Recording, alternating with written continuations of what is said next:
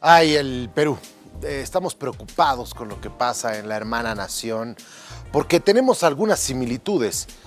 Nosotros sí hemos vivido una época de reencuentro, una época en la que nuestros estratos sociales estaban demasiado distanciados, diferenciados por unas élites de un color de piel y por otras etnias que se encontraban por debajo solamente por su color de piel. Ese debate, ese dolor, ese encuentro lo hemos tenido y lo hemos sufrido y ha costado sangre.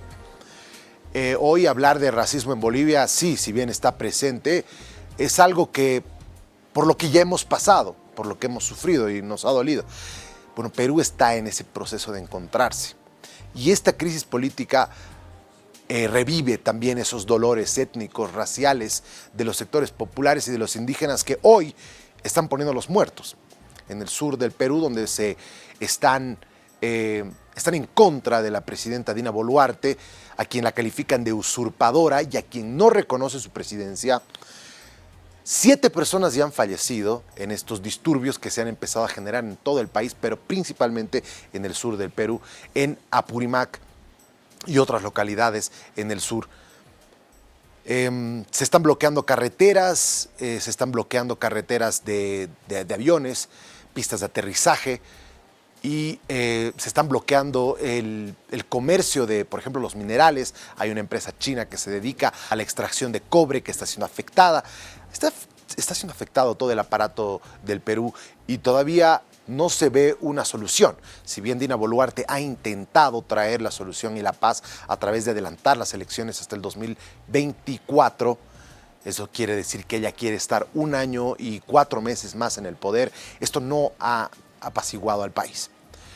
A ver, vamos a ver algunos comunicados y alguna información que hemos preparado en relación a este tema. Vean ustedes este comunicado, por ejemplo, que se esgrime desde los gobiernos de Bolivia, Argentina, Colombia. Bueno, vamos a empezar con los tweets entonces. Este tweet del presidente Castillo se ha dado en la jornada pasada a través de una carta escrita a mano y que ahora ha sido transcrita a un tweet o 4 tweets en realidad para la plataforma social. Querido pueblo peruano grandioso y paciente, yo, Pedro Castillo Terrones, el mismo que hace 16 meses me eligieron todos ustedes para ejercer como presidente constitucional de la República. Les hablo en el trance más difícil de mi gobierno. Humillado, incomunicado, maltratado y secuestrado, pero aún así revestido de la confianza y lucha de ustedes, de la majestad del pueblo soberano, pero además infundido por el glorioso espíritu de nuestros ancestros. Les hablo para reiterar que soy incondicionalmente fiel al mandato popular y constitucional que ostento como presidente y no renunciaré ni abandonaré mis altas y sagradas funciones. Lo dicho recientemente por una usurpadora no es más que los mismos mocos y babas de la derecha golpista, por lo que el pueblo no debe caer en su juego sucio de nuevas elecciones. Basta de abusos, asamblea constituyente, ahora libertad inmediata. Bueno, y también los gobiernos de nuestro país, el de Argentina, el de Colombia, han suscrito, junto con el de México también, un comunicado conjunto de todos estos gobiernos sobre la situación en Perú.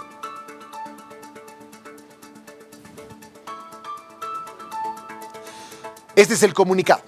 Los gobiernos de la República Argentina, la República de Colombia, de los Estados Unidos mexicanos y del Estado Plurinacional de Bolivia expresan su profunda preocupación por los recientes sucesos que resultaron en la remoción y detención de José Pedro Castillo Terrones, presidente de la República del Perú.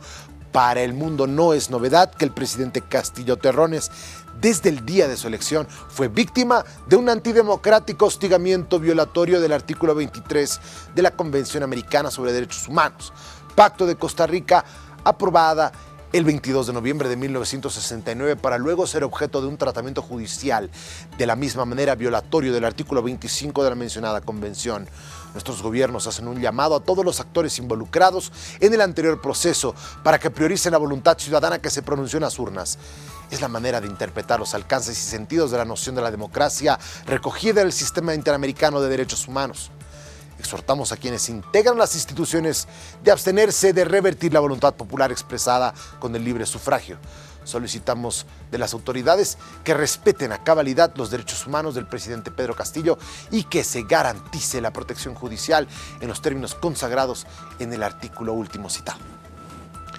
Bien, y para hablar de este tema, el análisis correspondiente desde la visión de un peruano que nos acompaña, un analista peruano que nos acompaña desde Zoom. Él es Jorge Aljovín. Bienvenido. Gracias por estar con nosotros. Muy buenos días, estimado José Luis, para ti y todo tu auditorio. Bien, muchas gracias. Jorge Luis, por si acaso, les saluda. Abordemos entonces la situación del Perú. Quisiera empezar por hacer un balance, porque si bien Pedro Castillo se ha enfrentado a un Congreso integrado por casi una veintena de partidos políticos, que cada uno con una cantidad pequeña de asambleístas han obstaculizado básicamente su trabajo, no ha pasado una sola ley en un año, en 18 meses de gobierno de Pedro Castillo, no han tratado ninguna de las 30 leyes que han pasado al Congreso, se han dedicado más bien a buscar las mociones para vacarlo una y otra vez y en una constante guerra política. Al mismo tiempo, Pedro Castillo ha mostrado una ineficiencia a la hora de llevar adelante la nación, con más de 80 ministros que pasaron, cambiando de ideología política de un lado a otro entre distintas figuras tan cuestionadas dentro de la política peruana. Así que aquí hay una culpabilidad de ambos lados. ¿Cómo es el balance que hace usted en esta situación? Efectivamente, se trata de culpas compartidas. Habría que decir que estamos ante un sistema político en Perú que ha dado lo mejor de sí y que es necesario reformarlo porque nos encontramos con un hostigamiento de las élites políticas, como se ha dado cuenta en el propio comunicado en conjunto por parte de los gobiernos de México, Argentina, Colombia y Bolivia. Pero también habrá que decir que esto es parte de una crisis institucional que se viene arrastrando en el Perú desde el año 2016, con más de 6 presidentes en menos de 6 años. Habrá que decir también que se requiere una voluntad política por parte del Congreso, porque ni el anuncio que ha dado recientemente la presidenta Dina Boluarte del adelanto de elecciones ha calmado la profunda división y distanciamiento que existe dentro de las élites y la clase más desposeída en el Perú. Por lo tanto, ¿qué se requiere? ¿Cuál es el reclamo de estas protestas? Básicamente es que el Congreso cierre, por otro lado, un adelanto de elecciones no para abril del 2024, sino buscar fórmulas que permitan adelantar la elección. Dos alternativas serían, básicamente, por un lado, la renuncia de la presidenta Boluarte o, en su caso, que la propia legislatura muestre una posibilidad de este adelanto a partir de una aprobación inmediata de una disposición transitoria.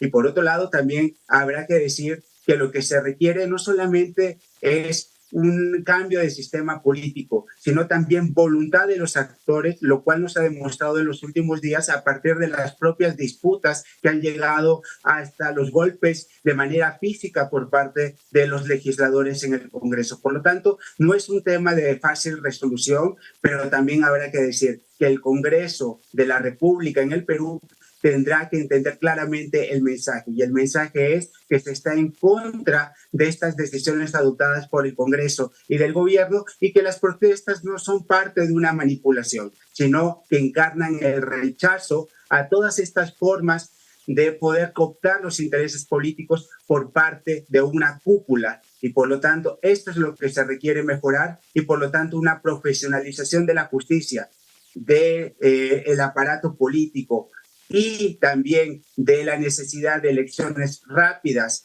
y que sean efectivas, es lo que se requiere en el Perú. Ahora, luego de este tremendo error que se manda Castillo en disolver el Congreso, luego de esto hay algunos gobiernos como el nuestro que están pidiendo que se restituya a presidente como Castillo. ¿Cómo juega Me esa parece figura? que el mensaje habría que decir que hay un giro diplomático por parte de estos cuatro gobiernos que piden la restitución de Castillo, pero también habrá que decir que lo que se debe castigar, lo que se debe reprobar es un golpe y un distanciamiento del orden constitucional por Claro. parte del gobierno, se trate de derecha o de izquierda. Pero también habrá que entender cuál es el germen que está permitiendo este tipo o el caldo de cultivo para que se dé a cabo estos golpes a la propia democracia desde dentro de la democracia. Por lo tanto, me parece que es necesario que el Congreso del Perú y la clase gobernante entienda cuál es el mensaje.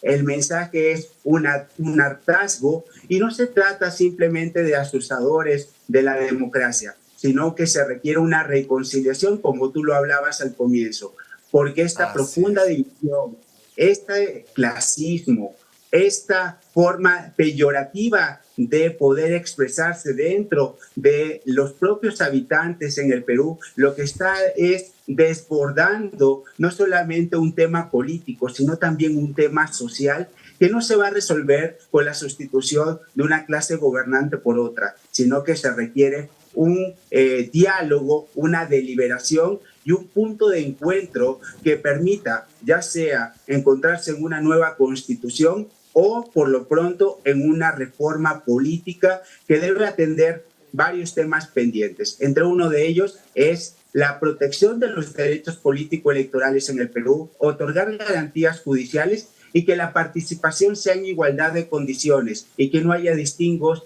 por colores, por razas o por simplemente una situación económica que ha permitido a algunos gozar del ascensor del progreso. Por eso es necesario y es complejo este tema porque tiene varias aristas y no solamente es una arista política, sino, reitero, es una arista social que se debe de superar a través de un proceso de reconciliación en el Perú. Ahora lo que verdaderamente me preocupa son las siguientes horas. Hoy empieza el estado de emergencia en 7 localidades que están justamente en conflicto en contra de la presidenta Dina Boluarte, que, bueno, lamentablemente la primera mujer de la historia de presidenta del Perú tiene que pasar por estas circunstancias. Pero bueno, a ver, las próximas horas pueden ser decisivas. Podría derramarse sangre, más sangre de la que ya se ha derramado ahora. ¿Qué se espera de esta jornada, teniendo en cuenta que podrían salir los militares, que podrían seguirse utilizando proyectiles reales y seguir contando los muertos? Estamos ante una situación grave que requiere justamente de la sensibilidad de la clase gobernante. Me parece que el propio mensaje que ha dado la presidenta Boluarte no ha permitido calmar los ánimos y las protestas en el Perú. Se trata de al menos 7 muertos que se encuentran en el clima de estas protestas y este número puede ir creciendo. Se trata de personas, no se trata simplemente de números, en esta propia lógica neoliberal o simplemente de rechazo a ciertos grupos de la sociedad. Y me parece que en este sentido lo que se requiere es que el Congreso también ponga parte de su voluntad, sobre todo porque estamos ante un Congreso que tiene altos índices de impopularidad. Por lo menos en las últimas encuestas se hablaba de un Congreso que solamente gozaba de un 10% de popularidad y hoy, después de todos estos acontecimientos, creo que hasta estarían debiendo puntos en estas encuestas. Por lo tanto, ¿qué se requiere? Es poder dialogar con estas regiones, no solamente hablar de un estado de emergencia, hablar de represión, sino también que se debe cuidar profundamente algo que es fundamental, los derechos humanos que han sido dejados por las propias actuaciones de la policía en el Perú. Es un estado alarmante y habrá que llamar también a todos los actores internacionales para que puedan guiar también en esta protección a los propios habitantes de la nación, pero sobre todo se requiere de una acción desde adentro y una reconciliación de nuestra clase política, pero parece que no está cerca, sobre todo porque el primer mensaje de la presidenta Boluarte fue extender su mandato hasta el año 2026 y después de todos estos acontecimientos recién hubo una reacción para que pudiera haber un adelanto de elecciones para abril de 2024, pero se requiere una voluntad mayor, sobre todo por los acontecimientos que se están dando, no solamente en el sur, sino también en Lima y en el norte del Perú. Me parece que ya es un desgobierno que se está dando a nivel transversal y no solamente focalizado como lo quiere hacer ver la clase política. Muy bien, ha sido un placer tenerlo. Muchísimas gracias por el análisis y por la información brindada. Un saludo a la distancia. Muchísimas gracias. Bien, ahí estaba Jorge Aljovín. Nos ha acompañado conociendo un poco y analizando la situación que vive el Perú, verdaderamente doloroso.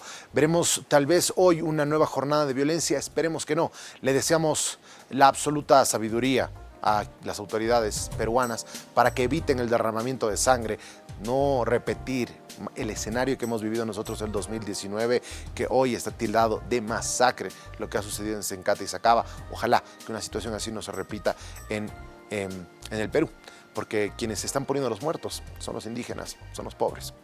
Bien, seguimos con más. Jorge.